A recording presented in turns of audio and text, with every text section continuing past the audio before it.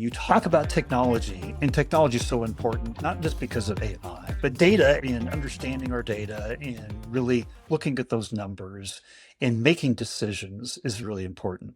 So I got two questions on that front.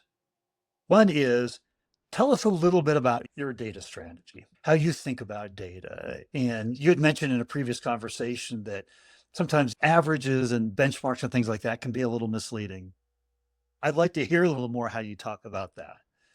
So I'm very much a fan of when you come taking that example of averages, I'm very much a fan of data clouds, which means I can see in a diagram, I can see different data points and how they're distributed. And that gives me a much better picture than just working with average.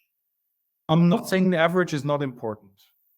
For any planning and forecasting team, it is very important. They have to know a little bit more. They also need to know how every value is distributed approximately, because that has an impact on the number of contacts that you can handle in a certain period of time, for example.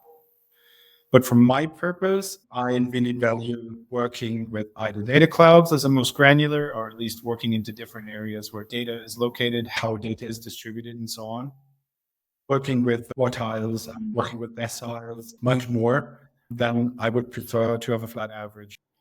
Makes good sense. And you've got to control that data. You've got a tech stack. Your BPO partners have a tech stack.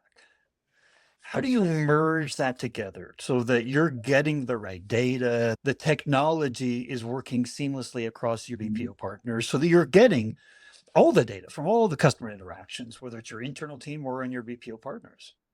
Yeah. Technology-wise, we're a bit special. We're not very much relying on BPO technology that our partner owns, but we're owning a big piece of technology. It's something I can only recommend to everybody who's working with a multi-partner environment, as they are then owning the technology, they're owning the data, they're owning the strategy. It's something that we're doing. So when it comes to giving data, grabbing data from different technology pieces, maybe from the HCD, from CRM, or from speech analytics technology, then it's very helpful to own the technology, as you don't also own the data and you own the message that you want to send. So owning that data is hugely important.